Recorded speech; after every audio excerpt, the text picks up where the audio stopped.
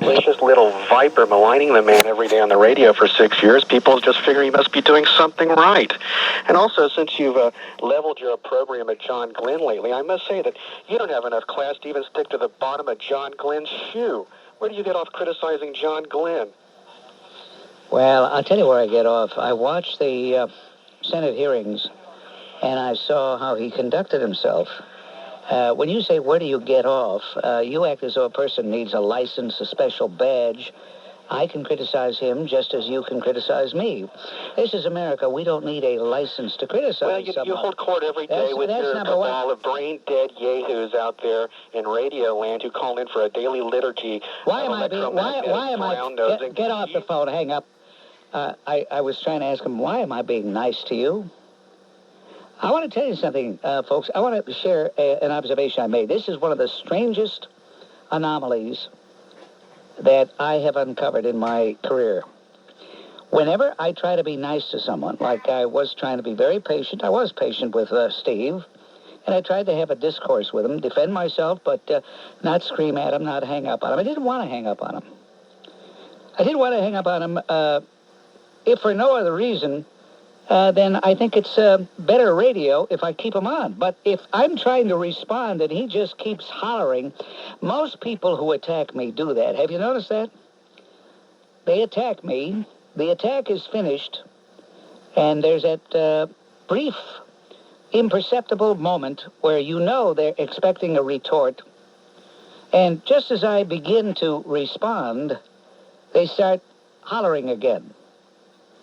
What we can do, probably, is you just signal that you want to conduct a nonstop diatribe, and for a minute or two, until you run out of gas, say what you want to say.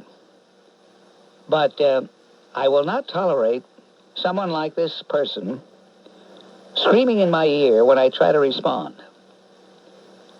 And did you notice he really elevates me? I don't think I'm as important, as influential, as big as he believes I am. He said, no wonder Clinton's ratings stay high because I keep attacking him. For 6 years, I've been attacking him. Therefore, he must think the majority of Americans are so taken with the Bob Grant show that they are responding not to Clinton, but to me. Hey, Steve, I had to hire you as a press agent, you jerk. Straight ahead. Well, you're on WOR. Welcome, Carol. Hi, Bob. I just wanted to wish you a happy Thanksgiving. And that's it? You just wanted to wish me... my voice is a little sore because I was in Atlantic City. What, you get a sore voice? No, we were at a piano bar and I was singing. Well, then you must have been drunk. I'm serious. No. Nobody goes in a public place, sings at a piano bar. Well, everybody was. Huh? Everybody was. Drunk? Well, we were all feeling good. Well, but what does that mean, feeling good? What does that mean? Well, we were having a few drinks and laughing and joking. And you can't feel good unless you have a few drinks, No, I didn't say that. Well, I'm saying that. You know, I don't like euphemisms. And when a person said feeling good, what they really mean is they were high, they were tipsy. Well, admit it, come on. All right, I was. We all were. And so, but it was fun. Do you smoke as well? Once in a while, when I drink. You drink? When I have a drink, I like to smoke. But I don't smoke. I'm very suspicious of people like you. I really am. Why? Because you don't... Why don't you just come right out and say, yeah, I do smoke. When I have a drink, I smoke. I don't smoke all day. Wow. All week. All month. But when I have a drink, I like to smoke. Why? I guess smoking and drinking go together. No, do they? I don't know. Do you drink? No. Oh, well. I don't drink. I don't smoke. I don't gamble. I still love you. You still love me? Yes. There's only one thing I would like to do, and I can't even do that anymore. She laughs. She laughs. Yes, Bob, your show has done very well for over 20 years in this town with a once-a-week rule, and we don't need a once every 2 weeks. I resent the fact that I'm hearing every 2 seconds, first-time caller. It's very annoying. They tried that at that station, that you left and they gave up on it because they got a lot of complaints from people who were steady callers and helped make talk radio popular. Really, John? So I don't like that idea at all, and I think it's a prejudice against steady callers. I think some people are jealous of regular callers because they, and through no fault of their own, they just become if they're well-known, if they're a good caller, and maybe there's a little bit of jealousy on the part of some people who produce shows. I think it's an outrage, and they should just leave the callers alone. If you got a once-a-week rule and it's worked, well, you know the old saying, if it ain't broke, don't fix it. Hey, John, your call is very timely indeed. Well, speaking of timely, Bob, you've got a guest on that's going to talk about this attack on this teacher. Is there anyone who's as tired as I am of the now standard death threats which are leveled at anyone who says or does anything that racist blacks don't like?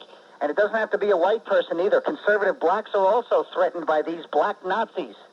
And if we could find out who they are, they should all be thrown in the caboose. And you know, the troublemakers in the black community who are threatening this teacher for referring to the book Nappy Hair are just trying to use this incident, as they use everything they can, to make themselves out to be the perpetual victim once again of a racist America. These are probably the same people who refer to themselves with the N-word half the time. And you know, Bob, I remember Vanessa Williams when she won the Miss America contest. A lot of blacks wouldn't accept her as being black because they said she didn't look black enough. And I'd like to know what they meant by that, Bob. Could it be that in their minds they were stereotyping blacks as having to have certain features or maybe nappy hair before they would accept Vanessa Williams as being black, the bigoted hypocrites? Maybe these black bigots should address the racism in their own community as revealed in the poll, which appeared in the New York Times the other day, exposing the widespread anti-Semitism in the black community. This teacher was Jewish. And speaking of bigots, Bob, last week Al Sharpton had to spend a night in the hospital after getting into a car accident in Lower Manhattan. And he probably received top-notch medical attention, from all likelihood, a white or Jewish doctor. I'll bet he wasn't looking at these doctors as interlopers or diamond merchants. And why haven't we seen Al Sharpton marching in support of Roger Bannerman, the black man who was the victim of black police brutality? Imagine that.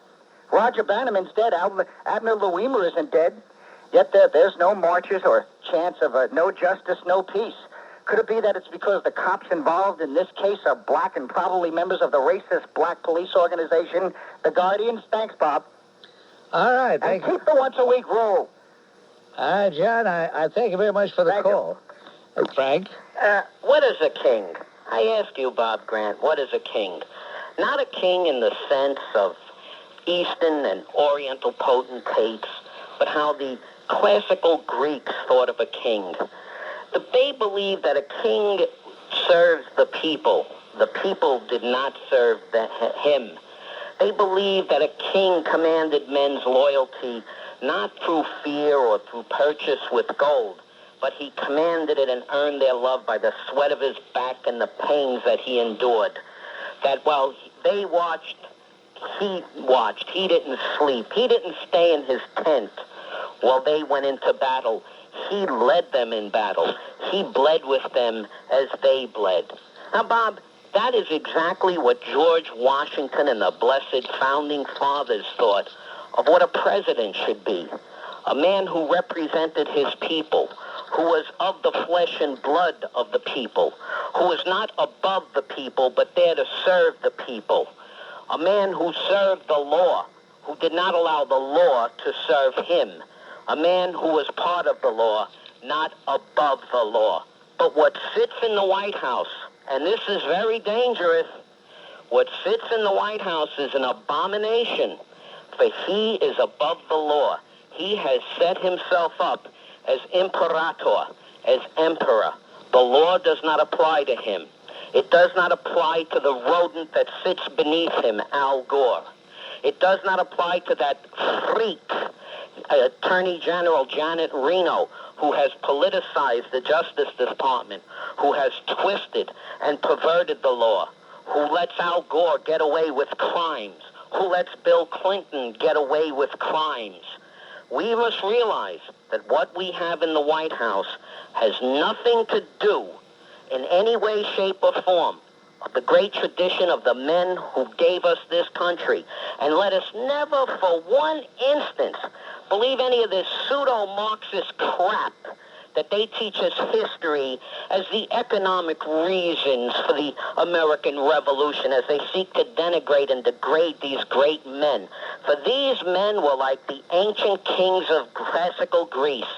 They believed to serve the people, and they fought that revolution from ideals. And we have allowed those ideals to slip away.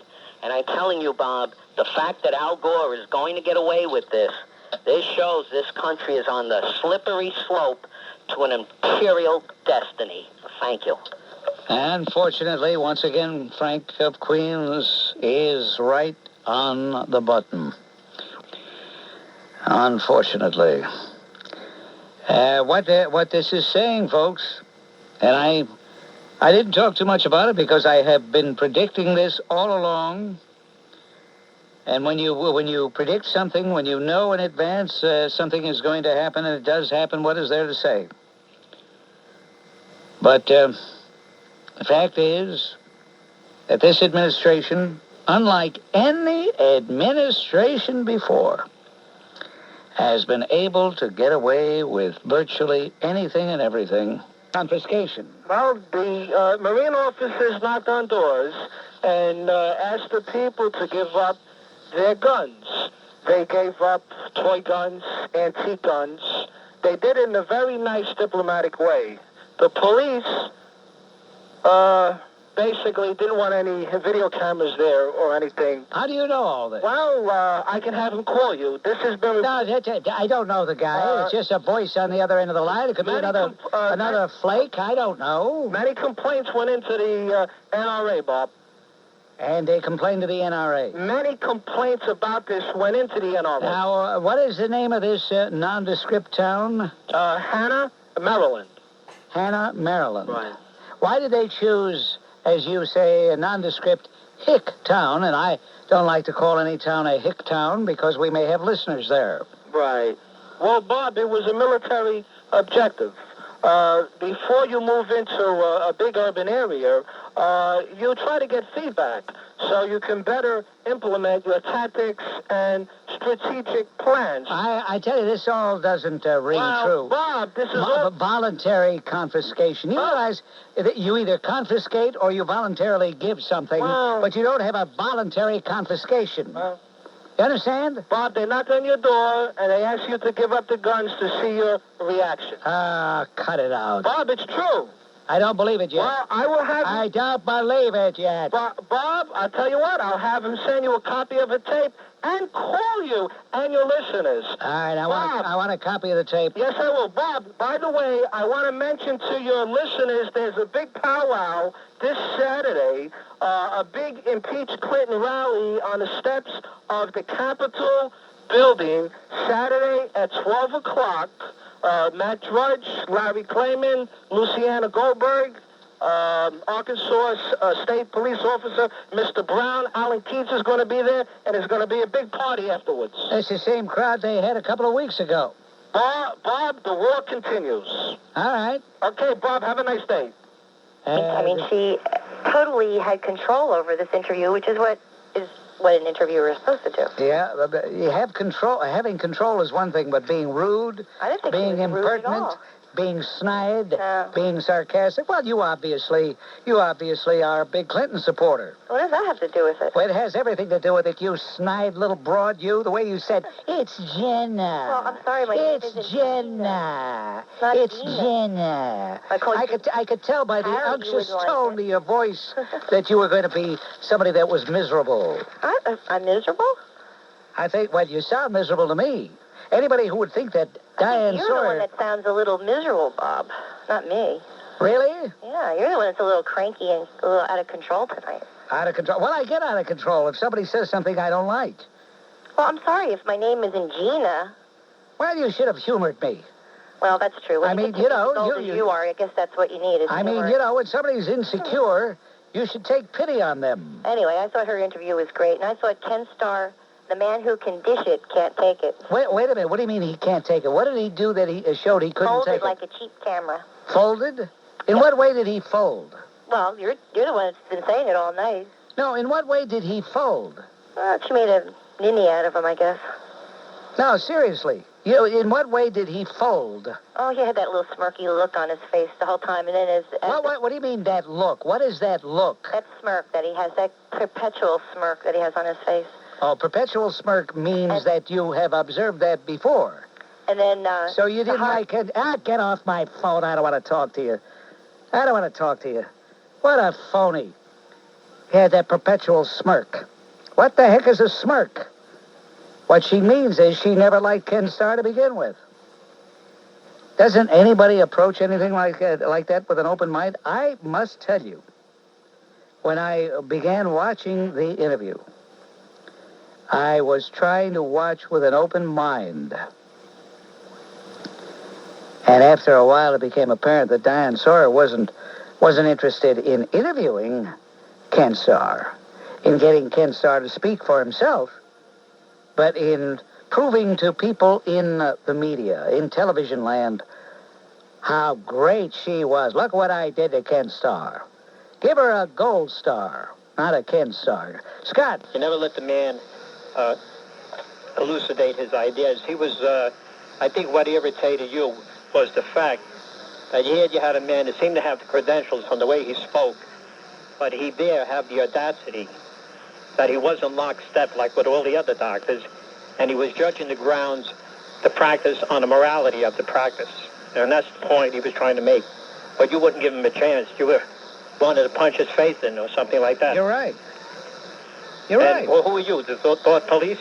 No, I'm just a guy who reacts. Pretty opinionated, if you ask me. Well, what do you suppose I'm doing this program for? Well, I thought this was to be... Hey, Bill. Isn't this, you come on a program, you say it's an exchange of ideas and opinions. Well, you seem to shout everybody down when they don't agree with you. What do you have in your mouth? Do you have some kind of a problem? No, I don't have any problem. But why you sound like you're chewing on? You sound like that. I'm not making fun of you. I'm just curious. No, I have a lot of saliva, maybe, because I'm so aggravated, and my glands activate. All right, so I'm not foaming at the mouth. All right, so listen, Bill, you don't like the way I treated that man? No, I don't think it was proper. Well, all right, that's a fair reaction. I mean, he wasn't abusive to you. No, I was abusive to him. So what gives you the right to be... hey, listen, Bill, I'm not explaining. I'm not apologizing. I'm telling you that if he called and tried to tell me again that he was a doctor, I would react the same way. I do not believe the man was a doctor. A doctor would not talk the way that man talked. And it's that simple, Bill. No, it isn't that simple, Bob. Hey, look, I tell you what, Bill, I'll make a deal with you. When you get your program and you react to somebody like that, I will not criticize you. Okay? No, but here's that was listen, these are my feelings. It's my reaction. Okay? Yeah, but don't try to force everybody into a mold. You know what I'm saying? Well, he doesn't act like a doctor. I'm not trying to force him into a mold. I'm not trying to force him into a mold. I'm just telling you that when a person comes across as being dishonest, when he claims he's a doctor, and I don't believe he is, that gets me angry. Well, you could have questioned on some medical... Oh, cut it out, will you? Who the hell are you, for heaven's sake? What, do you run a school on how to do a show like this? You jerk. Hello, Kay. What's on your mind? Do we have Kay there? Yes. Okay, go ahead, Kay. I won't holler at you, I promise. Okay. Hello, Bob. Thanks very much. Hey, Bob, I hope that Senator John Glenn gets the Bob Grant show where he is today. Because I wanted to say, Senator Glenn, as you circle the globe up in space on this historic day, you are a bum. Thank you, Bob. All right. Okay. Okay. I'm not denigrating. Listen, get it straight, chum. I'm not denigrating her personally. Oh, please. I have nothing against her personally, but it's obvious why they have her down there. It's obvious. Are you so naive? You think, oh, my gosh, they're not going to use this for their own political advantage? No, but you have such vitriol to understand that if... Yes, you're right, because I despise her husband and her husband's running mate. I despise them. You want me to pretend otherwise? No, I certainly don't want you to pretend, Mr. Grant, but I would like you to at least consider that the principle of getting humanitarian aid to those poor people certainly outweighs your despicable attitude towards the Vice President of the United States. No. You misunderstand. No, I don't. I think that's clear. You misunderstand. First, we had reports about what was going on, how the banana crop had been completely devastated, and most people in Honduras work for the Chiquita Banana Company. They won't even be able to plant these banana trees. They won't even be able to have seedlings for about 6 months. These people are totally bereft. I mean, it is a tragic story. It truly is. Then this morning, we're confronted with Tipper Gore all over like dog doot on television, and everybody's going to say, Oh, get off the phone, you stupid creep. Hang up. The truth is, today, when you spoke just a few minutes ago with how you hate the president. Oh, that's true. I do hate him. Yes, I despise him. I despise him. You say that with such venom. Well, how am I going to say it? That can only appeal to crazy, troubled people. But how is that a... Wait a minute. Hold it. Because speaking your mind is filled with ugly lies. Well, that's your... No, wait a minute. Ugly untruths about people. Hold it. That's... Ugly untruths about people. And do you know about people? Bob? Wait a minute. I thought you were upset with me because I said I despise the president. Yes. Well, I am upset with you because... Yeah, because now if you didn't like... you also include his running mate. Absolutely. But the way you say despise... Well, how am I supposed... Let me practice. In your... Hey, Rosemary, let me practice. Hey, I despise President Clinton. How's that? Is that better? No. Well, I smiled when I said it. Possibly one of the reasons that you are taking so much time to speak with me is that the general quality of the callers who call you are idiots. You do have to... Now, here's a lady who claims that I say terrible things about people, call people names, and she's calling all the rest of you callers idiots. You are typical of the hypocrite. Let me suggest this, Rosemary, with all due respect, because I don't want you to hate me too much, but I would respectfully suggest the next time, if there is a next time that you call, you try some Fixodent or Polydent prior to the call, and you might even make more points. Thank you very much, Rosemary. Have a great Armistice Day. Veterans Day, excuse me. Straight ahead to being president. I'd like to see him become governor also. I see. And also, well, I wonder what it is about Kerin McCue that has you so smitten. What is there about Mr. McCall that attracts you? As if I didn't know Hakeem. Well, he didn't allow Pataki to go into the Social Security. That's the one thing. First of all, governors can't go into Social Security. Yeah, well, I heard that. Look, why don't you just say? Why don't you admit that you're not really Hakeem? The last time you called, you were Kareem. You keep changing your name. You talk about a fake, phony fraud. You're the one who's the fake, phony fraud. You're the one who's a fake, phony fraud. You two-bit jerk. Get off my phone and stay off. One day he calls he's Hakeem. The next time he calls he's Kareem. He can't make up his mind. But he's obsessed with race. Absolutely everything is race. Race, race. Hey, Paul in Queens, you're on WOR. Welcome to the program. Money conservatives to get behind Pat Buchanan. He is the only one who can win. You know what you could do? I have a great idea for you, Chuck. What you could do is put it on tape, what you just said, and play the tape every week, because it's the same message every week. How about getting Pat Buchanan and for on you your program to say, to your audience, Mr. Hey, Sir. Chuck, look, I want to tell you. Because John Kasich is not doing I'm going to hang up on you, Chuck, and I'll tell you why. I let you talk. As soon as I try to respond, you shout. You want to know something, Chuck? I don't need you. I don't even want you. You're a rude, crude, ignorant slob. So if you ever want to call this program again and discuss an issue and express your point of view, do two things. Express your point of view, and if there's a response from the host, at least let the host respond before you talk again. In the meantime, have a great life. You sing songs together. Bob, that is a remark that the late dictator Adolf Hitler made to the youth of Germany. You sing songs together. It is a remark that is meant to deafen the lone voice, the individual voice, shouted down by the noise of the collective. For everything in socialism is deemed to destroy the individual for the good of the state, make him submit his will. And Bob, that's the deviousness of socialist philosophy. And if we look at that remark, then how about the quote from Hillary Clinton? Is Hillary Clinton's remark, "It takes a village to raise a child," really any different than Adolf Hitler's remark to the youth of Germany, "You sing songs together"? Because to Hillary Clinton, as a socialist, the family is nothing. It is the collective that raises the child. And the child and the adult become responsible to the collective. And that is how devious the left is when it comes to using words. Like, take, for example, hate crime. Bob, I thought about some of the so-called hate crimes that have been so-called committed. Take, for example, that poor soul down in Texas, in Wyoming. Well, Bob, I want to ask you something. This week, a beast mutant subnormal protozoa, Corey Arthur, was sent to jail for the murder of Jonathan Levin. Bob, what was done to Jonathan Levin is a hate crime. Why was that not called a hate crime? Torturing that man at knife point for hours for his ATM card? What was it? Just a robbery? A crime of opportunity? That's the deviousness of the left. That is how they take a phrase like hate crime to bolster pity or sympathy for their subjective groups that they want special treatment. Yet Jonathan Levin, he wasn't called the victim of a hate crime. Isn't that hate to tie a man up and then torture him at knife point for hours? Now, that poor man must have suffered.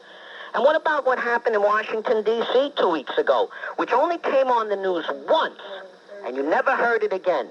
And that was an 80-year-old white man from upstate New York, was driving up from Florida, got lost in Washington, D.C., 12 blocks from the the White House. And what happened to him? He went to a light and knocked a girl down. He made the mistake of having humanity, jumping out of the car to help the girl, to see how she was. Another subnormal on a bicycle got off and beat this man into a coma. You're not going to tell me that's a hate crime? Was Bill Clinton on TV talking about that hate crime? And yet, Bob, that crime has disappeared off the pages of our newspapers. And finally, Bob, before anybody talks about it's a woman's right to do what she does with her body as she will, okay, I want to ask the same people. If I own a business, why don't I have a right to hire who I want? If I own, it's my business. If I own property, why don't I have a right to sell to whom I want? Why don't I have a right to rent to whom I want? That's the deviousness of the left. Use the language, and they use it to oppress. Thank you. Excellent. Ladies and gentlemen, Frank of Queens in a vintage call. They're all vintage calls, really. But that was, I want that on tape, Rob. I want that on tape. That was absolutely dynamite. And how many of us dare to talk that way? Very few. 30-minute interview was because she wanted to be First Lady. Exactly. And once he's out of office, I'm sure that they will maintain a front, a pretense, so that it won't look too obvious. But I see them going their separate ways, although they really deserve each other. I agree with you there. I agree. Thank you very much. Not at all. Thank you. Thank you for the call. We've got a phone number here. It's 1-800-321-8828. 1-800. The man who has been known as Slick Willie before he ever took office. Everyone knew he cheated on his wife, from Jennifer Flowers to countless other women who have come out of the closet since the beginning of his presidency, since his first election. This is not shocking that he cheated. You ask a man who cheats on his wife, did you have an affair? He's going to lie. Someone who cheats on his wife is going to lie about cheating on his wife. And I believe this is entrapment. You put Bill Clinton on the stand knowing he had an affair with Monica Lewinsky. I don't think anyone didn't believe he ever did. I certainly believed he did. Why not? He's Slick Willie. This is what he does. When you commit perjury, that's not a witch hunt. Well, he wasn't convicted. That is not a, pal, that is not a witch hunt. when you commit perjury. But let me ask you... When you are asked Yeah. in a civil case, Yeah. Did you have sex with Monica Lewinsky? Right. And you lie and say you didn't. You are committing perjury. You're under oath. But let me just... So don't tell me. You don't know what a witch hunt is. A witch hunt is when there is no wrongdoing and you try to make something out of it. Bob, I don't see any wrongdoing in a man cheating. All right, you don't see anything wrongdoing in perjury. Okay. No, I didn't say I don't see anything wrong. It doesn't make any... Look. No, David, Bob, I didn't you say keep there was talking, no I'm wrongdoing in hanging up perjury. on you. By the way, the vote was 20-17 in favor of the articles of impeachment on the second article. First article went 21-16. The second was 20-17 in favor of the articles of impeachment. Only South Carolina's Congressman Lindsey Graham, the only Republican, voting against it. This pathetic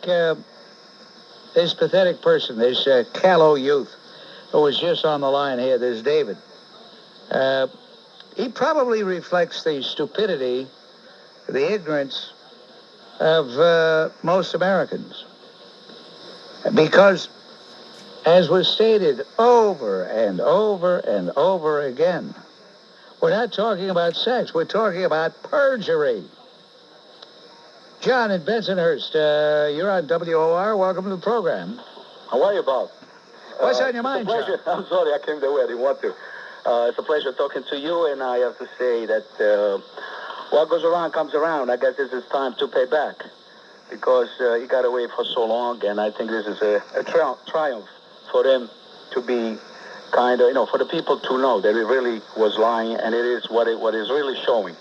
And today I was listening to the radio, and I was hooked on it, to find out, all the proceedings for all the, the congressmen going on. And, I think I'm happy in a way, and I have to congratulate you because you're part of this success that really is coming out.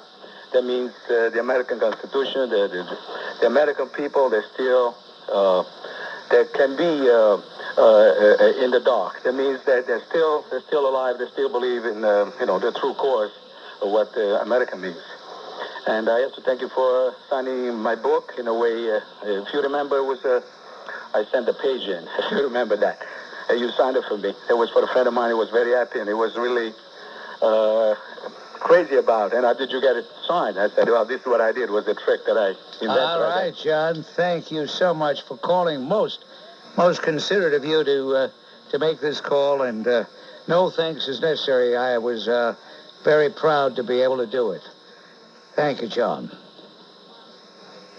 1-800-321-8828 on WOR. Here's Rich in Queens. Yeah, Rich. Hey, good afternoon. I think we're going to fight, but all right.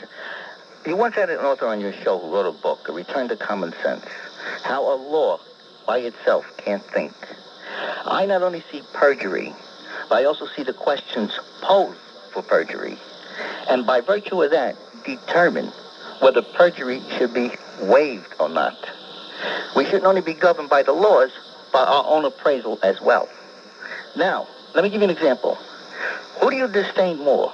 An arrogant, pompous lawyer like F. Lee Bailey, who asks a nonsensical, non-substantial question to Mark Fuhrman whether or not he said the N-word, or Mark Fuhrman saying no and perjuring himself? Who should we indict? The attorney who's answering the question or the perjurer? The perjurer has to be indicted. And even though I think F. Lee Bailey is a swine, right? Nevertheless, he had reason to ask that question. He wanted to. He wanted to do what he could to damage the testimony of a witness. Now, what are you leading up to, Rich? I don't like playing. Let me tell you something, Rich. Over the years, I've learned not to play games with callers who want to act like a prosecuting attorney. So just tell me in 20 seconds what your response is, because we're running out of time. All right, we should analyze the whole situation combined with the law and make our own appraisal, and I put Clinton and his interrogators in the same category as Mark Fuhrman and F. Lee Bailey. All right, have a nice weekend. Hi, ladies and gentlemen. This is a great program. It's very egalitarian, to say the least, because anybody and everybody can call, should call, and before it's all over, will call. Now, what do I mean before it's all over? Well, I leave that to your fertile imagination. Right now, though, I know what I'm going to do. I'm going to say, let's swing over to the WOR Traffic Control Center one more time and call in Kerin McCue. Okay, Bob, thank you very much. Connecticut's still a big problem on the southbound turnpike. Just the right lane and shoulder getting by between exit 3 and 2. Overturned tractor trailer, the reason there. Delays from exit 9. Northbound delays from the New York State line. Garden State southbound express lanes at 120A. Multi-vehicle accident just cleared. Queens southbound Cross Island delays in the Throgs to the ramp for the Southern State. That accident, too, has been cleared, but it's still very heavy. Checking out Westchester County, southbound Sawmill at 119. Car fire now being cleared. Outbound Lincoln Minor, Holland 10. Inbound Lincoln 45. Go for the inbound Holland, 15 minutes. Inbound George's Minor. If you're coming into town tonight, by all means, take mass transit. Outbound George, northbound Harlem River Drive into the ramp for the George. An accident there blocks 2 lanes. Traffic is brought to you by Ambisol Cold Sore Therapy, the only one with vitamin E and aloe. Starts to relieve pain instantly. Ambisol Cold Sore Therapy is only as directed, available at Walgreens. That's WOR Traffic. Feel the warm sand between your toes on Waikiki. Smell the flowers. See the brilliant floral colors of Kauai, the garden island. Just picture yourself strolling the black sand beaches of Big Island or overlooking the majestic but gentle volcanoes on Maui. Join fellow WOR listeners on the Queens Tour and bask in the setting sun and experience the warm tropical breeze of Hawaii like no other place on earth. Let YMT Vacations personally escort you through Hawaii. Call 1-800-922-9000 for your free brochure. YMT Vacations has put together an incredible 4-island 15-day tour for WOR listeners April 27th, 1999 from only $15.99. Their guaranteed lowest price. What you'd expect to pay for 1 island, let alone 4. Space is limited. Call 800-922-9000. Includes all flights, hotels, guides, and more. Feel Hawaii from only $15.99 plus tax. 800-922-9000. Rayo's homemade sauces will turn an ordinary meal into a gourmet experience. Enjoy Rayo's Maradara, Siciliana, Arrabbiata, and Puttanesca sauces. All are based on the recipes and traditions of the famous family-owned restaurant. Rayo's owners, Frank Pellegrino and Ron Strachey, continue the tradition of their family-owned restaurant, operating in the same location by the same family since 1896. Rayo sauces are all natural, made with only the finest ingredients. Italy's famous San Marzano tomatoes, imported Italian olive oil, and fresh herbs and spices. Rayo sauces are made from recipes that have been passed down through the years by the family chefs. Call 1-800-HOMEMADE to place an order. Also available at gourmet stores such as Bed Bath & Beyond. Do your holiday shopping with Rayo's gift boxes. They include Rayo's cookbook, CD, cooking video, a jar of roasted peppers, and a jar of marinara sauce. Call 1-800-HOMEMADE, 1-800-466-3623. Why do men with prostate cancer seek radiation seeds at Staten Island University Hospital? Men come for basic reasons: high success rates, avoiding surgery, shortening duration, and improving radiation's effectiveness while maintaining urinary and sexual function in the majority. Our physicians have performed seed implantation for the decade. Our data is published and presented at national meetings. I'm Dr. Gil Lederman, Director of Radiation at Staten Island University Hospital.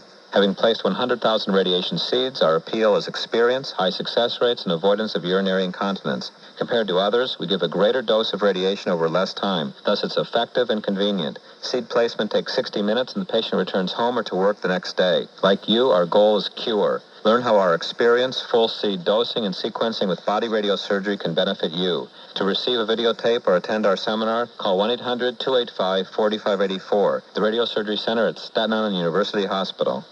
Radio 710 WOR. Well, that about does it. That does do it. That slams the lid on things for today and for this week. We're signing off a little bit earlier. We're making way for the Rutgers basketball game coming up next right here on WOR 710 on your radio dial. I want to thank our gentleman who's sitting at the controls, America's greatest engineer, Rob Barretts. And, of course, ladies and gentlemen, the legendary Broadway Roy Fredericks in the director's chair. Until Monday, this is Bob Grant reminding you, your influence counts. Use it.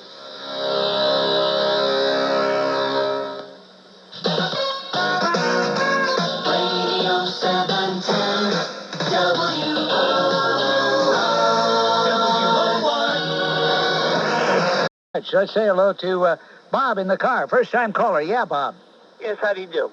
I'm calling in reference to the comments, or some of the comments that Mr. Zion made. Yes, yes. One of the things that I question in my mind is this. When an individual says something which is anti-Semitic, which is something derogatory concerning the Jewish or race, let's say, or the Jewish religion, yes, it's called anti-Semitism. But I noticed, if you listen carefully, some of the comments that sort of disturbed me concerning the religious right that Mr. Zion had made seemed to be, again, anti-religious right, whatever the religious right may be, whether they be Christians or Jews combined, I don't know. Well, you know, that term religious right was a creation of the ultra-left, of the leftist this ingrate, who is a very dirty player. Just ask any member of the Knicks or the Chicago Bulls or any other team. He happens to play on the Miami Heat. Ask Alonzo Mourning. And he'll say, owners think we're blacks who should be happy with what we got. I'm not saying it's all about race, but it plays a factor. My foot. And, Mr. Mourning, you're not happy with the $10, $11 million a year you make? That's incredible. By the way, Michael Jordan makes $30 million a year, but nobody begrudges Michael Jordan because he is such a class guy. I don't begrudge him. I don't begrudge what they make, but for heaven's sake. And then they wanted to have that charity game, and part of the money was going to go to UNICEF. The other part was going to go to some of the struggling lower-paid people who make only $500,000 a year. That was shot down. Now, if sports is an extension of our general society, we're in bad shape. Eugene from the car. First-time caller, welcome to WOR. Yes, good evening, Bob. How are you? I listen to you every night in traffic. I understand there's a lot of emotion involved in the Clinton situation with the impeachment trial going on, and people call it a lot of passion. I think if we strip away the emotion and try to look at the politics of everything, which is a lot of it, I think that the Republicans have a serious situation, and I'll tell you what I think. If the situation continues, there's a good likelihood that the president may be brought to impeachment at the Senate. If that occurs, if the majority of American people, a lot of them, we're back to society, as you were talking, for about 60%, say, hey, leave the president alone. Now, if you forget what's right or wrong and just get the sentiment of the country, the Republicans are going to have kind of dirt on their hands, even though the president was totally inappropriate in his behavior. Stripping that away, the Republicans are carrying the ball to remove the president from the White House. Now, if they don't remove the president from the White House, well, let's go a step further. Let's say they're successful and they remove in there for 1 year, has time to look presidential and much more difficult to defeat with the Republic, with a bunch of people that are angry about the fact that, well, we lost our president. Now, I'm not saying all people feel that way, but if you look at America, the landscape of America has changed. There's a lot of moderates. There are a lot of liberals. I don't know what a moderate is. What the hell's a moderate anyway? Well, these are people who swing both ways. They can't decide. They vote Republican one time, they vote Democrat another. They're not really... Well, that's a person who doesn't know what the heck he wants, I guess. Well, that's true, but they can... I don't buy that. I don't buy that. Hey, look, if the Senate is a jury, did you notice in many cases they sequester the jury? Why do they do that? Because they don't want the jury influenced by outside forces. And these members of Congress should not be influenced by polls. There's nowhere in the Constitution does it say, and if the polls indicate the majority of the public want it, then vote impeachment. No, they do not say that. I think one of the reasons I admire Tom DeLay is very calmly he looked at Tim Russert and he said, well, if we suffer at the polls as a result of this in the year 2000, so be it.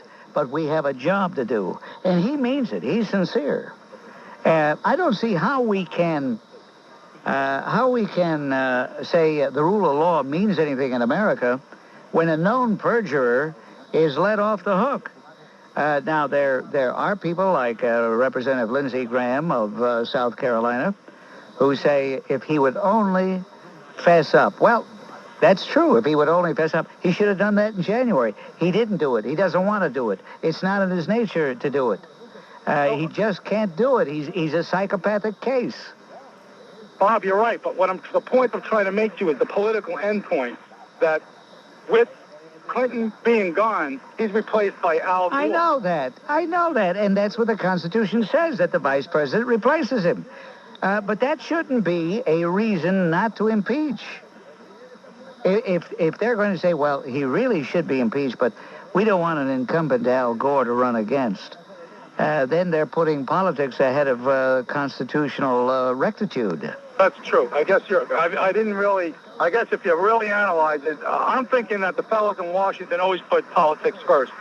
And maybe it's not true. Well, you're assuming that if Gore, that is president, as a result of the removal from office, that he will be unbeatable. And I'm saying I don't buy that at all.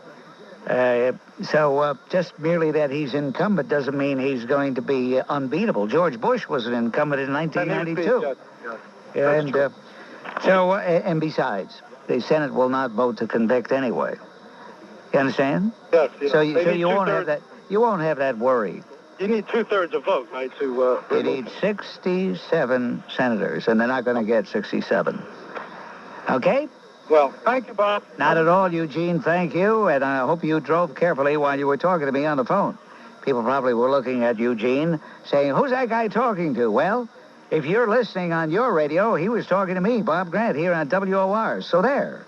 And speaking of traffic, who knows more about it than our own Kerin McCue. Right, Kerin? Okay, Bob, I'll do my best for you. Right now in Queens, the southbound Cross Island approaching Union Turnpike is heavy because of an accident over in the left lane. NJ Transit still has 30-minute delays both ways on the North Jersey coast and Northeast corridor lines between New York Penn and Newark Penn because of track problems. Midtown Direct Line 2 between New York Penn and Kearny is running 15 to 30 minutes late as well. Heading to the outbound George, southbound Deegan, delays from the 230 down to the bridge because of a tractor-trailer accident in the left lane. Northbound slow from the 140s up to the George Washington Bridge. Westbound Cross Bronx heavy from Westchester Avenue into Jerome because of a disabled tractor-trailer. Garden State, southbound slow to the Essex tolls, then from exit 143 to the Union tolls. Bergen County westbound 3 is slow from Meadowland Parkway to Route 21. Outbound Lincoln Holland Tunnel, 20 to 25 minutes each. And this report is brought to you by JCPenney. Today and tomorrow, get to JCPenney for your holiday savings card. Scratch off the box to reveal 5, 10, or 15% off current sale prices. Get yours today and tomorrow at JCPenney. That's WOR Traffic. You're in your hospital room. It's 3 a.m., and you need immediate attention. You need a team with every specialty, new technology, every necessary bit of medical knowledge. There, for you. At Winthrop University Hospital, you are the focus of such a team, whenever you need it. Doctors, nurses, technologists, therapists, and more. Each one a specialist, all working together. It's a 24-hour-a-day commitment that pulls together every resource of a major teaching hospital and provides seamless care. It's close to home, on Long Island, in Mineola. And it means you're not alone when it's 3 a.m. and you need help. Winthrop University Hospital. Everything you should expect from a great hospital and a lot more. For more information, call 516-663-2234. Winthrop is a partner in the Winthrop South Nassau University Health System. 9:30 p.m. 33-year-old Sarah Collins, a 2-year-old daughter suffering from a high fever, dashes into a pharmacy in a strange town. But Sarah had no idea what she would encounter that night. Eyewitness Candy Clutterbutt. Yes, sir. We were standing right there when it happened. I mean, we couldn't believe it. He just helped her, just like that. We ain't never seen nothing like it. But what possessed this pharmacist to stop what he was doing and help a customer in distress?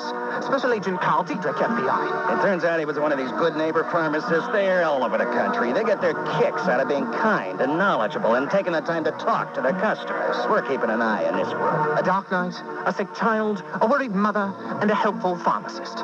Another strange but true story from the Good Neighbor Files. Reach for high-fiber per diem, natural laxative, or aid to regularity. Your choice of these doctor-recommended per diem formulas, just $8.99 each. Stop by Netcong Drug in Netcong or Valentine Pharmacy in Staten Island. For a store near you, call 1-888-GNP-STORE. Well, Hanukkah's here. Christmas is next week. The Vermont Teddy Bear Company is ready to help with all your holiday shopping and make you look like the most creative gift giver on the planet. Just call a bear counselor right now at 1-800-829-BEAR. Melt your sweetie's heart by giving her a Vermont Teddy Bear. It's magic. When you call 1-800-829-BEAR, Bear Counselor will help you pick the perfect handcrafted bear, personalize a card, add free chocolate, and ship it in a colorful gift box. Ask about the new Hanukkah bears. How about the romantic mistletoe bear and the blue without you bear? With over 100 bears to choose from, you can tailor a bear to fit everyone on your list. Nurse bears, snowboarder bears, NFL bears, just to name a few. And each bear is guaranteed for life. Whether you're shopping for your wife, sweetie, children, or clients, a Vermont Teddy Bear will be a most remarkable gift. And, Dad, don't forget to get a present for Mom from the Sprouts. Send a little holiday magic by calling 1-800-829-BEAR. Shop online at VermontTeddyBear.com. It only takes 5 minutes, and overnight, the holiday delivery guaranteed. That's 1-800-829-BEAR. According to the Washington Post, support for Clinton is tempered and eroding. Okay, Joe from the car, first-time caller, you're on WOR. Bob, I love you. I've been listening to you since, I think, 1991, and this is the first time. Anyway, Bob, I am so sick of these people, even people who seem to be on the right side, they still get suckered into this thing about lying about sex. It's not lying about sex, it's lying. And he raised the stakes when he looked at us all that night in January and said, I didn't have sex with that woman. You know, that was, if he at that point had admitted that he had perjured himself, even I might forgive him, even though I can't stand the guy. But he lied, he looked at us all right in the face, and I don't care who the next president is. I don't care if we get Democrats in there for the next 50 years. It's the principle of the thing. The guy has to pay. Well, you're absolutely right. It is the principle of the thing. You know, he had a chance, an excellent chance, even as late as a little over a week ago. Then he finally returned the 81 questions that Henry Hyde had submitted to him, and they were sarcastic. It was cavalier. He was saying, the heck with you. If he had answered truthfully, if he had answered with a little... Not what I would consider to be impeachable. I don't think that's the proper response here. You don't think what? I don't think that impeachment is the proper response to Clinton's actions. I think that Peter King put it very elegantly last week, and I agree with his position. Well, you act as though somebody's going to chop your head off because you have an unfortunate view. Well, I really don't care what you think. I'm not going to fall off my chair because you have betrayed yourself. I'm not going to fall off my chair for that. Well, I don't expect you to. I mean, if on what basis do you say that it's unwarranted? He did not lie. He did not commit perjury. He did not obstruct justice. Is that what you're telling us? He certainly lied. I'm not a lawyer, so I don't know whether or not he committed perjury. All right, you acknowledge that he lied. Okay. Absolutely. But I don't think that particular lie warrants impeachment. But he didn't just lie. He lied under oath. That's known as perjury. His lie was no less egregious than 116 people serving time for committing the same perjury. Are we... perhaps you're one of those people who in your heart of hearts says we should have a double standard, that a president should get away with things that the average citizen can't. Here's a guy who took an oath to swear, protect, and defend the Constitution, the chief law enforcement officer of the United States, and we're not supposed to impeach him. That is the only remedy for a sitting president. Now, whether the Senate convicts him or not, that's another matter. What I actually would like to see is a criminal prosecution after he leaves office. I think that your example of the other citizens who are doing jail time, I think, is quite appropriate, but I think that would be the proper remedy. Really? Yes. What is there that repels you about impeachment? Maybe you have a notion that if if he's out and we don't have a president, Fidel Castro will take his place instead of Al Gore. No, I don't have a problem with that. I think that the nature of his crime is not what I would consider it to be what I would like presidents to be removed by impeachment for. For example, if he had done something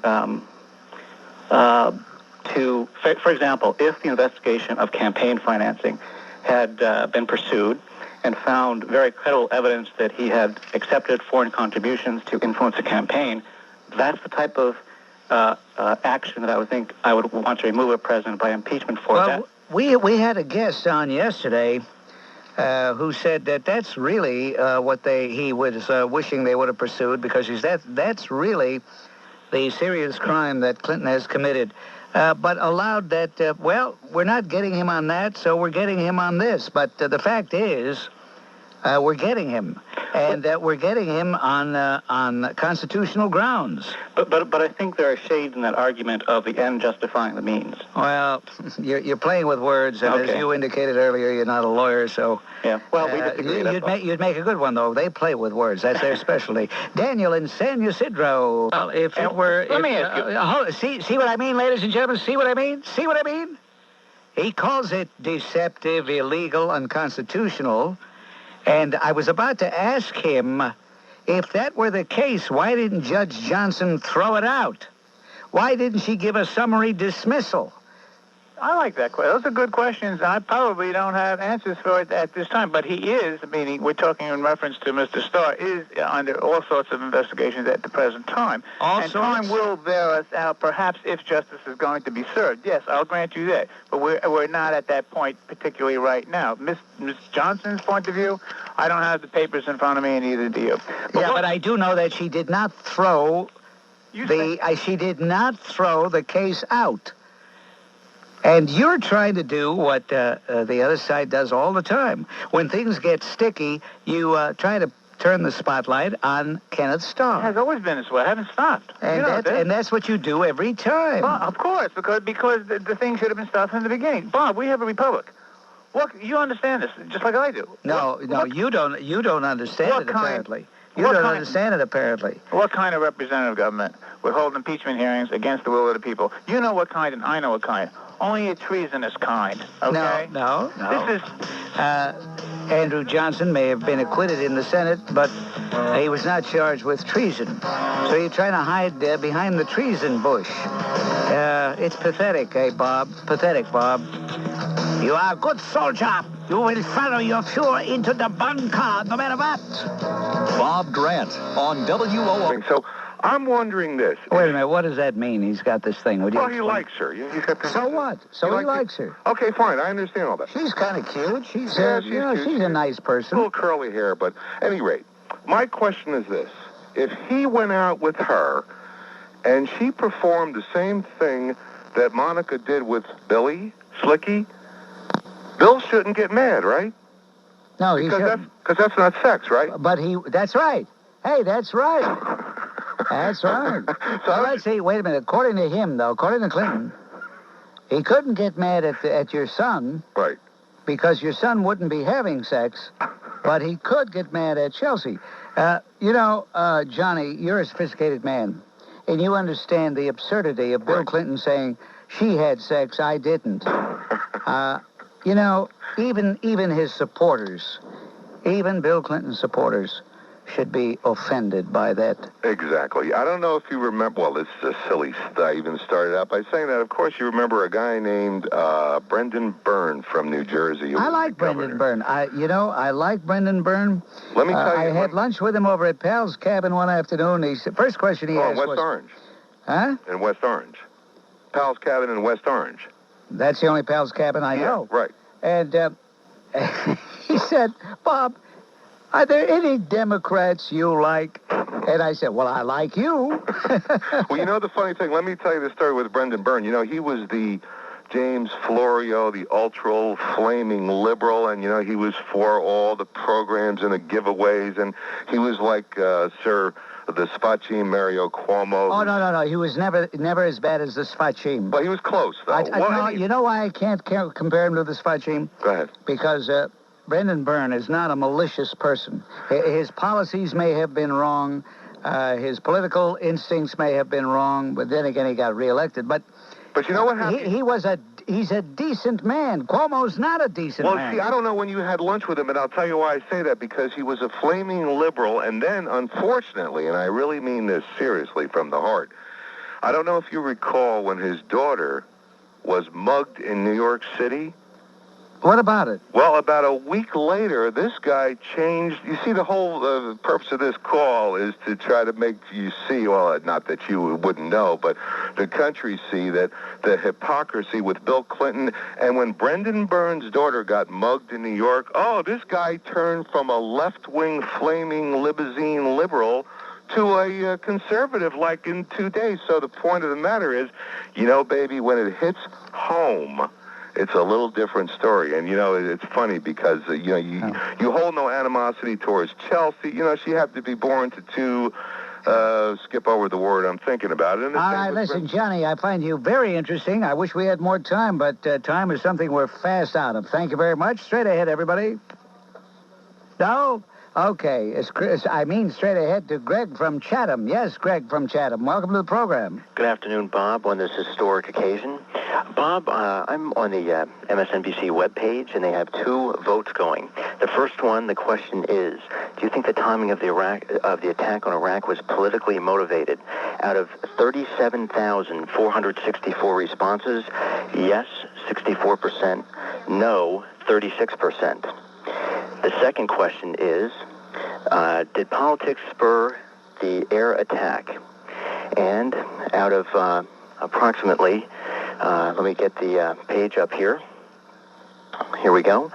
Out of 37,000 responses, yes, 64%, no, 36%. And I think these things are probably not being reported on the various liberal news networks. The second poll, should the House delay its impeachment debate until military action ends in Iraq? Out of 4,060 responses, yes, 30%, no, a resounding 70%, Bob. It's just amazing the amount of people that think that the American public would not want to see the impeachment debate go through. Well, wait a minute. Only 30% said no, right? I mean, 30% said, you've been throwing these numbers around. What is your point here? Well, 70% of the American people think that the House should go forth with the impeachment debate. Of course. Absolutely. So why are you surprised? I mean, are you surprised because it shows a sensible reaction? No, not at all. Only that it's not being reported on CNN and the other networks. Well, I'm not surprised. They're spinning it with their various. Okay, first of all, CNN would not want to give MSNBC any publicity. They hate MSNBC. Yes. That's number one. Number two, let it be known, let's be fair about it, people who are on the internet are much more intelligent, much better informed, much better educated than the average American schlub. Did you know that? That's absolutely 100% true, Bob. Now the people, let's see, you're in Chatham, New Jersey. You probably see the New York television stations. Absolutely. When they interview the people in Manhattan, who are they talking to? They're talking to real lowlives. They're talking to ignoramuses. I can't watch it. They're doing predictably. You got Joe Avalar, whatever his name is. He's in the streets. It's not his fault. He shoves a microphone in somebody's face and let the president alone. Wait a minute. It's not about letting the president alone. Well, these are the people. If he wants to be left alone, all he has to do is resign, and nobody will bother him. These are the same type of people that would actually probably agree with ignoramuses like Alec Baldwin and Barbara Streisand. Where do you suppose those people... By the way, speaking of Barbara Streisand... Oh.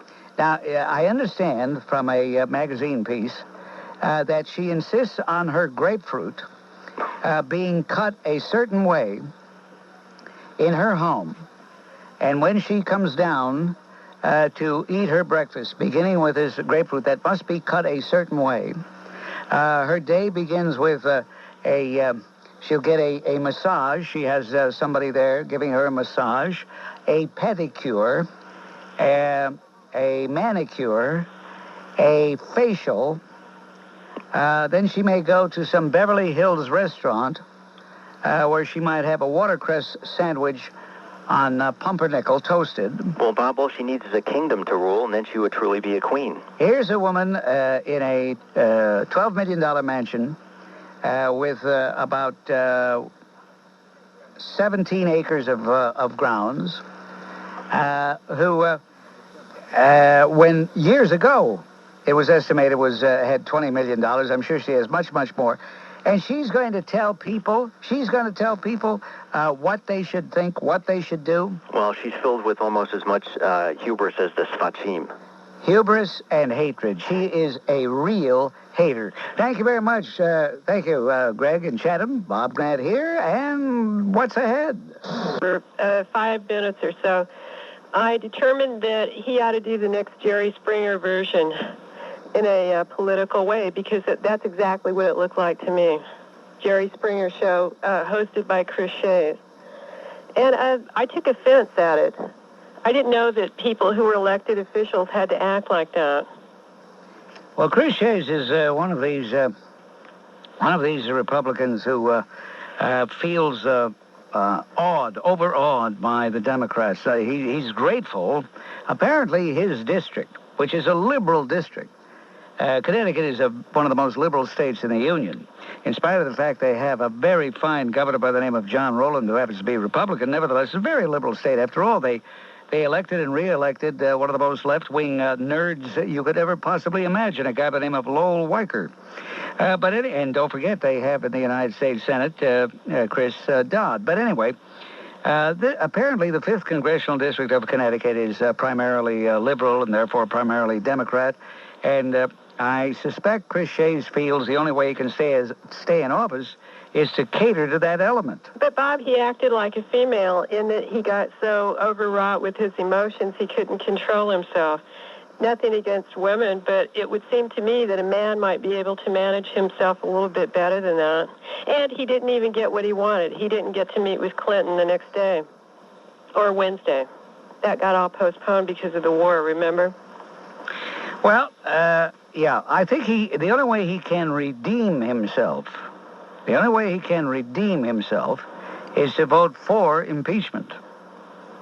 Well, I don't know that he will. I wouldn't expect he would, based on what I saw. Well, that's why I said it's the only way he could redeem himself. Right. Well, he's pathetic. I don't think he should be a member of the GOP. Well, clearly he should change. Now, wait a minute. Now, you're calling from San Diego. Yes, I am. You know, Brian Bilbray. Yeah, right. I saw him on TV down at the airport before he left, saying that he had decided he would vote for impeachment, although he was hung up. You know, he sounded a little willy-nilly to me. You know, my son, Chris Grant, has great instincts, and you may have heard him on KCBQ. Yes, I have. Yes, I have. And I noticed he would talk about Duke Cunningham. He'd talk about Duncan Hunter. He'd talk about people like that. He never mentioned Bilbray, and I finally asked him, and he said, well, he's wishy-washy. Well, he was wishy-washy, and he rules. His district is from La Jolla down to Imperial Beach on the coast, and he's got a mixture of people. I realize that. But, I mean, he had at least 50% of his constituents that said vote for impeachment. So, obviously, that's what he's going to do. But, you know, I don't believe anything any of them do until they cast their votes. I don't believe it until I see it. You know, Mary, you are a wise woman. And you're laughing. Nobody's ever told you that before? Oh, well, maybe one of my ex-husbands did. Probably. How many ex-husbands do you have? 3.5. Wait a minute, 3.5. In other words, you've had 3 final decrees. Right, and one that I haven't been around for 10 years that I don't want to even deal with. Where is this gentleman? Where is he? Up in Riverside, California, north of here. And how do you know that he didn't file and get a default decree? No, he's too much of a lowlife to do anything like that. He's probably committed bigamy several times over. Is that right? Probably so. I'll let him go to jail and deal with it on his own. You don't sound like the type of woman that would get involved with somebody like that. It was in my wonderful years of the Navy. That was my last year. You were in the Navy? For 10 years. Oh. Yeah. Uh-huh. You never went to sea, did you? I went to Keflavik, Iceland, which may as well be at sea, huh? Oh, boy. But, Bob, I was an air traffic controller, and I heard that you were in the aviation part of the Navy, too. That's right. It was known in those days as the Naval Air Corps. But what did you do? What was your rank? What did I do? I tell you what I did. I had my feet up on the desk. I would write public service announcements. I'd make public service announcements. I had a real easy time. It was so good. Were you a journalist? It was so good. I almost wanted to make it a career. Were you a journalist? I was in personnel. That's what we called it, personnel. You mean you were a personnel officer? That's what we called it. I would have loved for you to have assigned me to someplace better than Iceland, but I wish I had only known you then. I didn't have to do a thing. As a matter of fact, they all thought, gee, that's great. We've got this guy with his voice and everything. That's, it's... Anyway, I don't want to tell... Bob, I just wanted to wrap it up with, I think Shays acts like Jerry Springer, sort of stupid, only Springer is smarter. You know, he's getting paid better for his job. And that this guy, Bill Bray, and the rest of them who are fence sitters, let them sit. If that's what they want to do, let them be that way. All right, Mary, thank you for the call. Okay, Anthony from the car, welcome to the program. Hi, Bob. Back in 1991, during Desert Shield and Desert Storm, the last group of people to sign on to that campaign was the then Democratic Congress. And Richard Gephardt, I believe, had threatened to cut off funding and other Democrats because I think it was something about oil. That's exactly what Dick Gephardt and other Democrats proposed back in 1990 and 1991. Well, actually 1990, because in 1991, on the 16th of January, Desert Storm began. Yes, and they said the reason President Bush was attacking Iraq was because he wanted to raise the price of crude oil, or something to that effect. And also the other Democrats were saying that what President Bush did was, in fact, an impeachable offense. Now, we have embarked on a bombing campaign, for much different reasons, I might add. And now they have the gall to say that we should support this. So, there's the hypocrisy right there, in my opinion. Well, of course there's hypocrisy. What did you expect? I mean, it's all very hypocritical. And they're lucky that most people are too ignorant to really appreciate what's going on. That's their strength, is the people's ignorance. Our strength would be if we could help educate the people. And that would be the end of those hypocrites. Thank you very much, Anthony. Steve Forbes, straight ahead, folks. The Bob Grant Show on WOR. Now, the 5:30 news with Shellie Strickler, brought to you by Sleepy's. This is a special report from WOR News. The crisis in Iraq. I'm Shellie Strickler. The inevitable just delayed. The impeachment hearings get underway tomorrow at 9 a.m., the announcement coming as a new series of missile attacks bombarded Baghdad. And so the historic day originally planned for today happens tomorrow, when for the second time in the history of this country, the House is prepared to debate the impeachment of the president. Democrats vehemently objected to starting the debate while U.S. troops are in action against Iraq. Democratic leader Dick Gephardt suggests it could send the wrong message to Saddam Hussein. But Majority Leader Dick Armey says the U.S. troops deserve to know the work of their country is continuing. And in Baghdad, a new round of attacks, the sound and flashes of explosions lighting up the night sky. Correspondent Bill Blakemore in the middle of Last night, the attacks did go on with lulls, sometimes of a half an hour or an hour, but then they kept returning.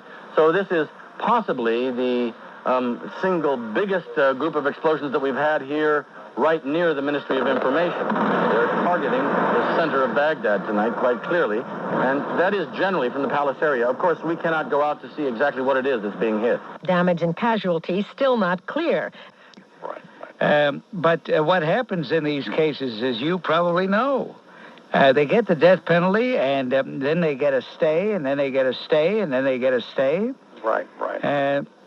I'm just suggesting that maybe it would be better for you and the rest of the family to look at it that way. Well, I guess so, but... I mean, I'm thinking about you, the survivors of your son's family. I wrote out, I'm not as good extemporaneously as you I think you'd be more effective if you wouldn't read. Oh, really, it loses something when you read. All right, can I try next time? Go ahead. Come on. You're doing fine. Okay. To the best of our knowledge, no terrorist linked to any other country with malice aimed at our country, and American citizens is worried about holidays nor our personal human carnage. For instance, the Tet Offensive or the Yom Kippur War. And I think very important at this time is this country must convince all the citizens of Iraq and any other country that is bent toward terrorizing this country that they must stop their government from menacing the United States of America. That's their job. What is the purpose of Tomahawk missiles and the weapons? All right, what is the purpose? What is the purpose? What is the purpose? Yeah. What exactly do they do in comparison to other weapons? What is it, Roy? What is it, Roy? I can't listen to her and you. The line is bad. Roy tells me the line is bad. So I'm going to have to leave you. If the line is bad, then nobody will hear us because we'll hear radios clicking off all over the country. All right. Okay. Now we can settle down, ladies and gentlemen. 1-800-321-8828 is our phone number. That's 1-800-321-8828. And here he is in the WR Metro Traffic Control Center. Got it made in the shade. He's Kerin McCue. Oh, yeah. Got my feet up on the desk and everything. Not quite, Bob. Queens, westbound LIE at the Cross Island right now. There's an accident, and then at the Grand Central, accident over in the left lane. Eastbound slow into the Grand Central, then from the Clearview to the Cross Island. Grand Central eastbound Parkway delays from the LIE into Kew Gardens. Westbound slow from the Clearview to 168th Street. New Jersey Turnpike southbound Western Spurs pretty heavy at interchange 18W. It's all volume.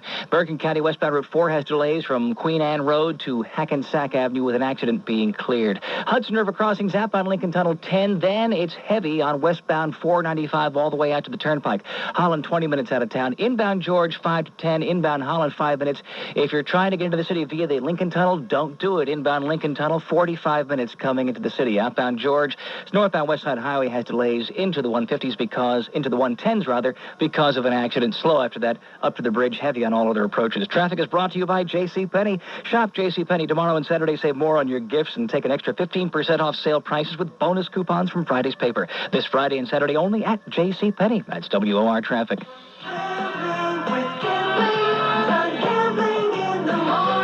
What's the latest from Iraq? Where do we stand? Hi, everybody. This is John Gambling. You will find out what took place overnight when you tune in tomorrow morning, 5 to 9 here on Rambling with Gambling. The people that are making the news. It's part of Rambling with Gambling every day. You be part of it as well. Radio 710 WOR.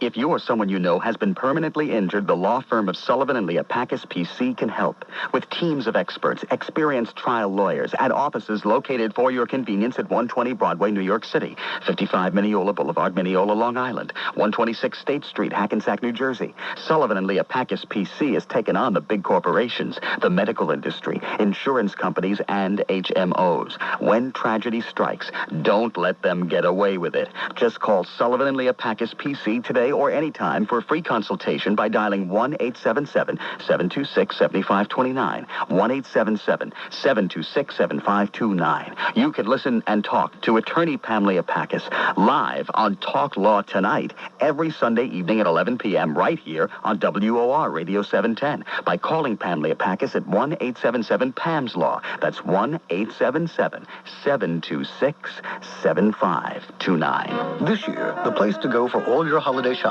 is the December to Remember sales event at your Lexus dealer, where you'll find great values on everyone's favorite Lexus vehicles. Yours is under the tree. Go on, open it up. An LS400? And in my favorite color. Oh, honey, you shouldn't have. Surprise your spouse with a spirited ES300. Spread some holiday cheer with an invigorating GS400. Mike, you've been driving around in that beat-up old mail truck long enough. An RX300. Geez, thanks. I usually just get cookies. With outstanding values like these, you're sure to find the perfect gift for everyone. Or at least for your favorite person in the world. yourself. An ES300? Where'd you hide it? Up in the closet. Oh, darn. You know, that's the one place I didn't look. The December to Remember sales event, now through January 4th. See your New York, New Jersey, Connecticut Lexus dealer or visit us at Lexus.com. Radio 710 WOR. All right, forging ahead here, the Bob Grant Show. David from Newark. Yes, you're on WOR, David. Yes, good evening, Bob. Before I get to the Slickmeister in the White House, I just want to say that, like all decent human beings, my prayers go out to Mr. Sanchez and his family, and I really hope and pray that someday he'll get justice. But unfortunately, in this politically correct climate today, there is this sick mentality out there that says the criminal is a hero and the police officer be damned. Well, I don't think they said that in this trial. Right. But I wasn't saying to Mr. Sanchez what I said just to make him feel better. I really have a feeling that Scott Schneiderman is going to come to a sorry end, at least for him, but a pleasant end for society behind bars. You know, it happens. It happens. Yes, it does. All we have to do is look at Jeffrey Dahmer. There you go. You know? Perfect example. You know, one criminal blew off another criminal. Yep. Now, as for the Slickmeister, you have been saying all afternoon correctly, that all this was, even though, Saddam Hussein is an evil individual that needs to be taken care of, but we have to remember that this is Bill Clinton. And just like he made a pretense at trying to initiate peace in the Middle East, he doesn't do anything for anybody unless there's something in it for him. Absolutely. Everything is for him. Everything. Yeah. And Trent Lott is absolutely right, when he said that this was clearly a diversionary tactic in order to get the onus off of him. Absolutely. Thank you very much, David. Let's say hello to Cheryl from Spotswood. Yes, Cheryl. Yes, Bob. Bob, I'm also very upset with Bill Clinton. Usually when he comes on television and looks the American people in the eye, it's usually at 9 o'clock at night. But he cut into your airtime. That was premeditated on his part. Oh, you're a very humble person, Bob, and he did that on just out of spite. When it was that Oklahoma City bombing, he went down to Oklahoma City and he spoke about hate radio. And I remember also when he came on television and he said the boys in Bosnia would be home for Christmas. Well, I took a look at the calendar. It's going to be Christmas. He lies from way back. Well, he said they'd be home by Christmas 1996. Want impeachment, basing it on polls that take a very small sampling of the population and making a wide general statement about the country doesn't want impeachment. It's so misleading. It's disgusting. And last observation, I'm a veteran of the U.S. Navy, and, obviously don't ever want to see anything like this happen, but what's going to happen in this whole situation, and how is the debate going to change if we ever have any casualties in this conflict? Whose doorstep is that going to lie on? Thanks, Bob.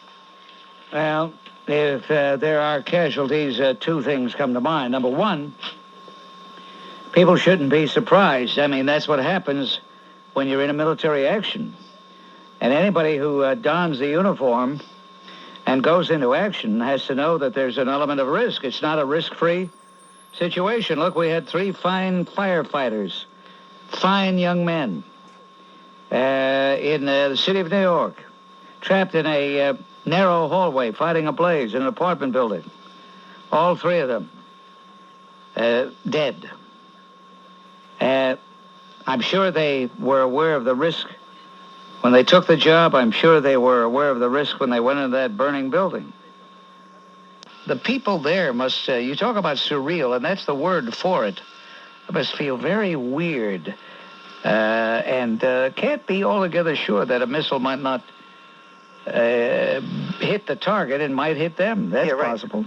Because, like, one of the things I think there's, like, a big disconnect with the people. They think, like, maybe nowadays we can just, sit out there and just lob these missiles at Iraq or any country we have a disagreement with, and nothing's ever going to happen. I think the war is so terrible. I think we're just forgetting the whole other side of it, that there could be casualties. So what happened to the Stark that time? It got hit with that XSS missile or... Yeah. Well, of course, there's no guarantee. One final note, though. Remember, Saddam Hussein doesn't really care about the Iraqi people.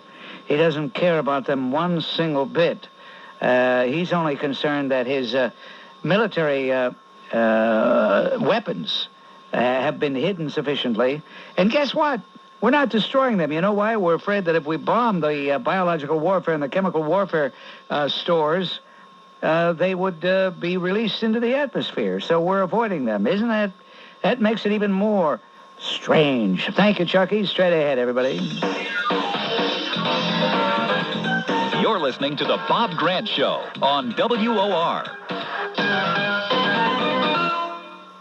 If it's gotta taste great, it's gotta have gold. You out there, are you listening to me? Here's something important. I'm talking hors d'oeuvres. You know how to make hors d'oeuvres taste better? With Gold's horseradish. That same Gold's horseradish that you put in your Bloody Mary and cocktail sauce. It can make a delicious difference in hors d'oeuvres, too. Gold's horseradish adds zip to your dips, and oh boy, what it does to potato skins when you mix it in with the sour cream. What else is Gold's horseradish good on? Don't worry, this isn't a quiz. I'll give you the answers. Gold's goes great with cold seafood hors d'oeuvres, and Gold's adds a delicious difference to meatballs and cocktail franks. Will you stop already with that bell? It's gotta taste great, it's gotta have gold. Bars tonight for calling for the murder of United States congressmen and their families. I want to know why the Justice Department and the Secret Service were not waiting for him outside of NBC after this fat slob threatened those congressmen and their families. Because I distinctly remember a few years back when on a talk show a caller kiddingly said, "Lee Harvey Oswald, where are you now that we need you?" And the next day, the FBI was at that man's house. That couple in Chicago, the woman yelled out to Clinton, "You suck." And what happens? The IRS and the FBI get them. Or that priest who spoke to Clinton about abortion, said something like, "God will punish you." Immediately he was detained by the Secret Service. But this fat, filthy-looking slob from Hollywood who whipped himself into a psychotic frenzy can say that and nothing happens to him. When you hear this coming from someone on the left, what do they always say? "Oh, it was a joke. It was taken out of context. It was just a metaphor. He really didn't mean it." Yet you say one thing about this abomination that sits in the White House, that befouls and pollutes the White House, and you see how fast the FBI and the Secret Service will grab a hold of you. And we're hearing from the left, Bob, the cries of desperation. They have nothing left to say. Look at that Maxine Waters. What an ignoramus. This ignorant old bag reflects her ignorant constituency, a constituency of ignorance and paranoia. The impeachment hearings are a coup d'etat. Why, this ignoramus wouldn't know what the word coup d'etat meant. She has no understanding of the Constitution. And because the left is so bereft of any argument, of any true intellect, they have to stretch things. They have to say that the Congressman Bob Barr is a racist, and all of the Republicans are racist. They have to use that word racist, whatever that means. Why? Because Congressman Barr spoke before some group? All right. Well, let's use their reasoning. Bill Clinton is a Jew hater. He's an anti-Semite. And why? He went to Israel and then went into Gaza and met with a serial killer. It's Rutgers Scarlet Knight basketball on Radio 710 WOR. I'm Bruce Johnson with the play-by-play along with color commentator Dick Lloyd, set to bring you all the action of tonight's Big East game, Rutgers at home to Providence. And RU basketball brought to you in part by Brother International, Coca-Cola, Continental Airlines, Doubletree Hotel, Dunkin' Donuts, Equitable, First Union, Horizon Blue Cross Blue Shield, JMK Auto, Johnson & Johnson, MBNA, the Meadowlands, New Brunswick Development Corporation, New Jersey Transit, Pizza Hut, PNC Bank, PSE&G, Quick Check, Robert Wood Johnson University Hospital, Rutgers Alumni Association, Rutgers Court Club, STS Tire and Auto Center, Wise, and by Xerox. Live from the Lewis Brown Athletic Center in Piscataway, New Jersey, it's Rutgers basketball. Tonight, RU with a mark of 6 up and 1 down, and a record in the Big East of 1-0, will play its 1998-99 league home opener, and will take on Providence.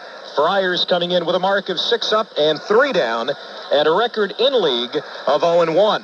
Back on Tuesday, RU opening up its overall league campaign with a big 68-62 win at Georgetown. That same night, it was Providence losing at home to Notre Dame to get off to that 0-1 start. A new head coach is at Providence, Tim Welsh. Of course, RU head coach is Kevin Bannon. And we'll talk about both, and we'll talk about the matchup, RU-PC, coming up in 2 minutes. You know what I learned in college? Basic economics. Example 1, the more money you save on essentials, the more you can spend on things like spring break. Example 2, leftover pizza is an ideal breakfast, as it has 3 of the 6 basic food groups. No brainer. Example 3, the Brother GeoBook Personal Digital Notebook is the perfect alternative to a notebook PC. Why? Allow me to pontificate. There's email and internet access, a full-size keyboard and display, PC-compatible word processing, so you can use your term paper from last semester, information manager to track the classes you plan on missing, and spreadsheets so you can add up all the money you'll save, because the GeoBook is about $5.99 with a modem. And the best part is your parents won't know the difference, because the GeoBook looks just like a notebook PC, so they'll think you dropped about $2,000 when all you dropped was 6 bills. So you've got $1,400 burning a hole in your pocket. Did someone say party? The Brother GeoBook is available at Office Depot, Office Max, and J&R Music World. Attention all Scarlet Knights fans. Now Rutgers basketball doesn't have to end just because there's no more time on the clock. With the no annual fee Rutgers Designer Athletic MasterCard credit card, you can show your Scarlet Knight pride on and off the court. You'll start with a low introductory annual percentage rate on all purchases and cash advances.